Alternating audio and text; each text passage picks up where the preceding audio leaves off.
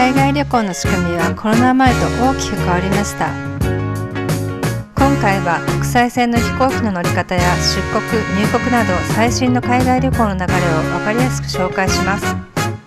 久しぶりに旅に出る人も初めて行く人も行く前に予習しておくと空港でスムーズに移動できるので、ぜひ最後までご覧ください。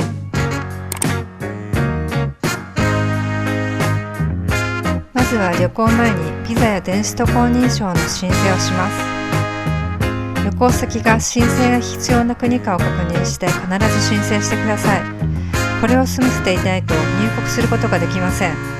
例えばこのような国への渡航です。申請はアプリやウェブで入力します。国によって申請から許可が出るまで時間がかかる場合もあるので、早めに申請しておくと安心です。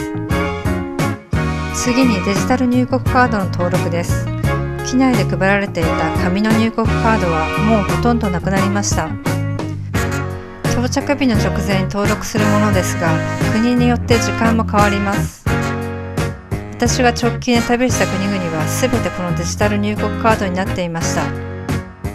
デジタル入国カードを登録することで、到着した時に機械にパスポートをかざすだけで入国審査ができます。とても便利でスムーズに入国できますが、残念な点は入国スタンプがもらえないことです。今後デジタル入国カードは多くの国で適用になりそうです。2025年10月時点で登録が必要な国の一例はこちらです。デジタル入国カードは各国の専用登録サイトから登録します。旅行日24時間前からという国もあるので、出発前日にやると思っていくといいと思います。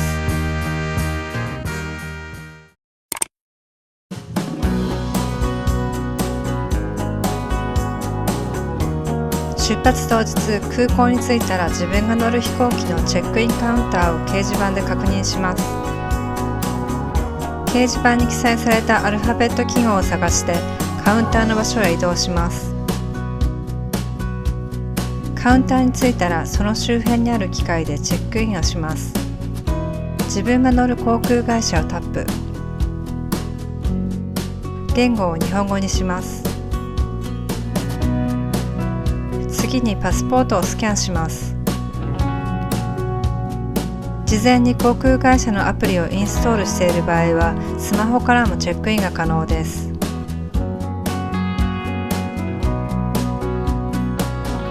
予約番号やマイレージ会員番号を求められる場合もあります。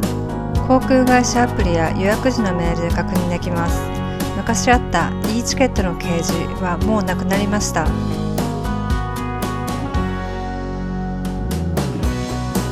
マイレージを貯める方はここで番号を登録。内容に相違がなければ次へ。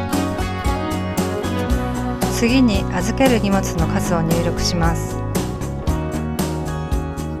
預け荷物禁止物の確認に承諾。電話番号やメールアドレスを聞かれる場合もあります。完了すると搭乗券と預け荷物のタグが印刷されます。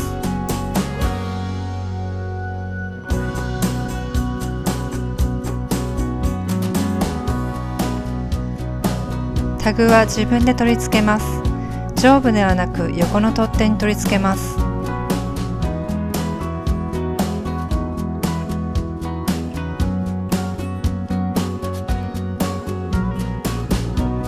荷物預けはほとんど自動になりました。荷物を横にしてタグが上に来るように置きます。パスポートと搭乗券をかざします。タグについているシールを1枚保管用に取って荷預けを完了です。自動預け機がないときは有人窓口で預けます。次に保安検査へ向かいます。オールゲートと書いてあるところから入ります。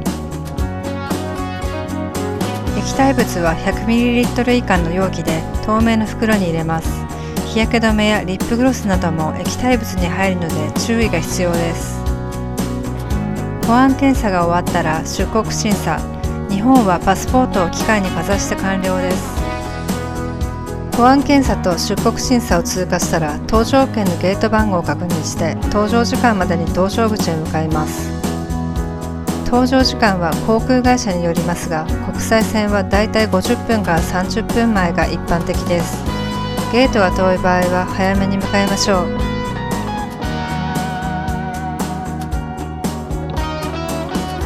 搭乗時間になったらグループ中に呼ばれるので搭乗券を見せて搭乗します。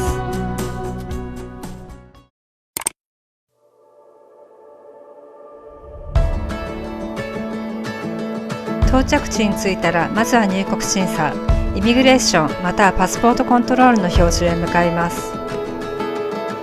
観光で訪れた人はフォーリンパスポートまたはビジター、ノンレジデントのゲートに並びます。入国審査は目的や帰りの航空券、滞在日数などを問われる場合があるのですぐに答えられるようにしておきましょう。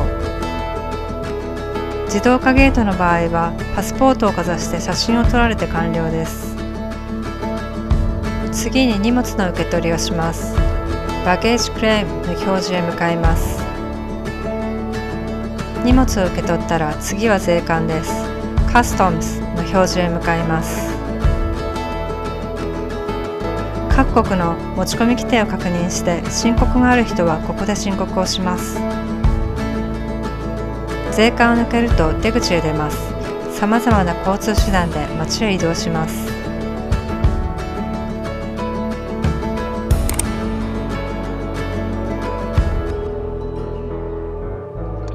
帰国時は日本に到着する予定日の6時間前までにビジットジャパンウェブを登録します。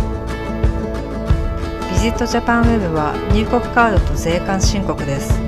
これを登録すると専用の QR コードが発行されます。帰国時は QR コードとパスポートを掲示するだけでスムーズに日本に入国できます。